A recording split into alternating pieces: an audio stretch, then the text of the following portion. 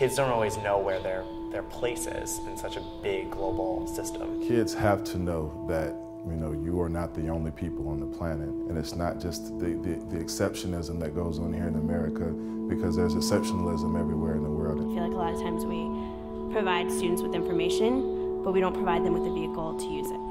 So the world is changing, and education isn't keeping pace with it, but it doesn't have to be that way. We can change the way we think about how classrooms prepare students for this century. We can change the way we think about how teachers are given resources and support to go through that transformation. And we can change the way we think about how we define what a quality education is. It should include at its foundation global competency, because it's the world we live in. Whether that's in our backyard or our neighborhood, or whether we're talking about international borders and boundaries.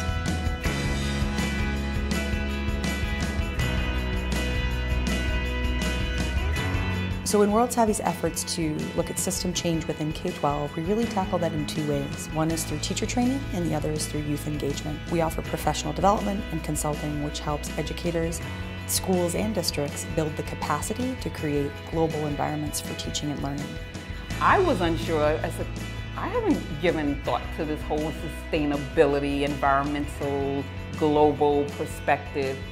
And, I was like, this is something that I need to brush up on and something that I need to think about. So since I've come back, I've actually integrated that. I've had the children writing about it, reflecting on it. I use the terminology and everything.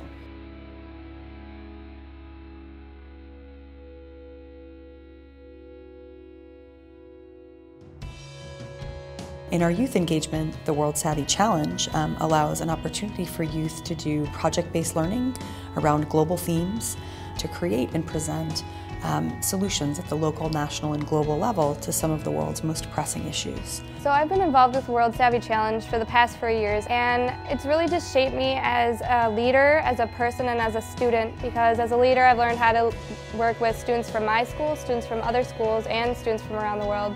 And as a student, it's helped me think on a more global scale and thinking more problem solving. And as a person, it has basically just increased my interest in the world and global issues, which I didn't really have a lot of knowledge of beforehand. The Media and Arts program allows students to examine contemporary issues, also global themes, but to do so by using media and arts as a lens and also as a platform to express their own perspectives. I learned about not only the Horn of Africa, but I learned how to use Gmail. I learned how to use the camera in different ways, and I learned different things like stop motion animation.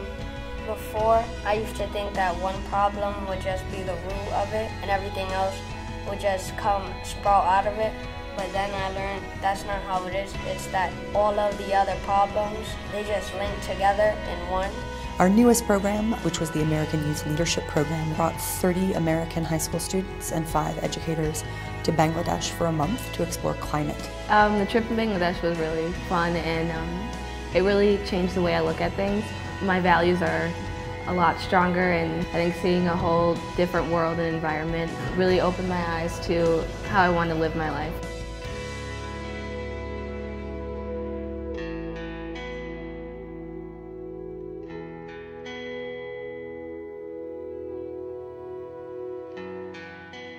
All of the students that come out of youth engagement are then inspired to take action with the knowledge that they've gained. Through the World Affairs Challenge, that's a Knowledge to Action program. And through the Bangladesh project, it's social action projects that are happening throughout the country and their communities. At school, again, we're given limitations. We're taught from a textbook, but for World Savvy, it's what's going around the news right now. World Savvy, more than anything, for me, emphasized the idea of learning globally and acting locally.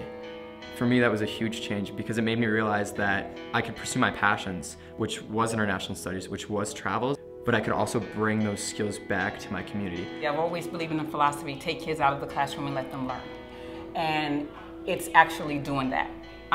It's introducing them to sustainable things to make them think about what is important to me. What do I want here when I'm an adult? What do I want for my kids?